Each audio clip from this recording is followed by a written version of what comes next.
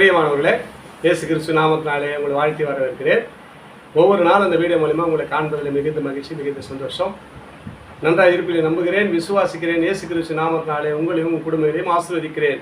இந்த நாளில் ஒரு வேத வசனத்தை காண்பிக்கிறேன்.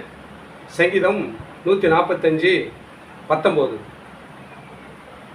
அவர் தமக்கு பயந்தவருடைய விருப்பத்தின்படி செய்து அவர்கள் கூப்பிடுதலை கேட்டு அவர்களை ரட்சிக்கிறார்.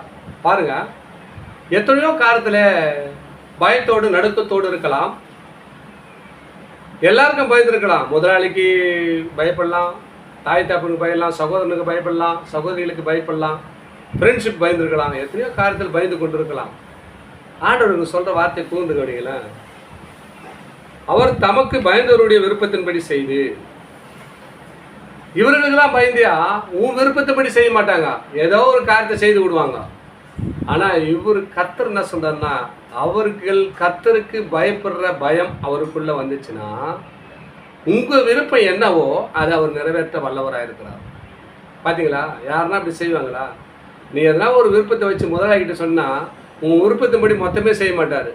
கொஞ்சம் ஏதாவது கொஞ்சம் கொடுப்பார், சம்பள உயர்வோ இல்லை ப்ரமோஷனோ கொஞ்சம் மாற்றி கொடுப்பாங்களே தவிர வச்சு உன் விருப்பம் மொத்தத்தையும் அவர் நிறைவேற்ற முடியாது.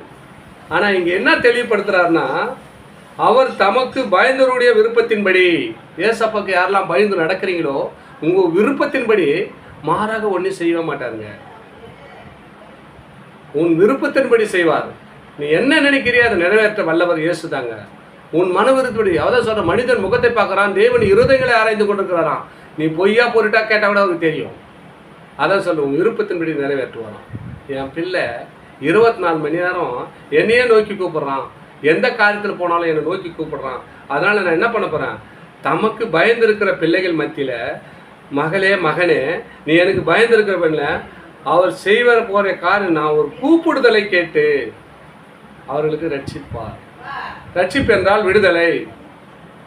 ரட்சிப்பு என்றால் விடுதலை. அப்படியாப்பட்ட விடுதலை காத்து உங்களை விடுதலை ஆக்கி ஆசீர்வதிக்க அவர் வல்லவராக இருக்கார். தொடர்ந்து இந்த வீடியோ பாருங்கள். அவரை முதலாவது நம்புங்க. அவர் வாழ்க்கையில் நம்மளுக்கு சிறப்பட வேணும்னு சொன்னால் தமக்கு பயந்தவருடைய விருப்பத்தின்படி.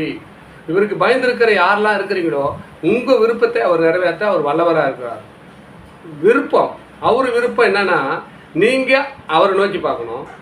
உங்கள் விருப்பத்தை அவர் நிறைவேற்றணும்னு சொன்னால் நம்ம அவரை நோக்கி கூப்பிடுவோம், பிரகாசம் அடைவோம், ஆசீர்வாதத்தை பெற்று அன்போடு வாழ்வோம்.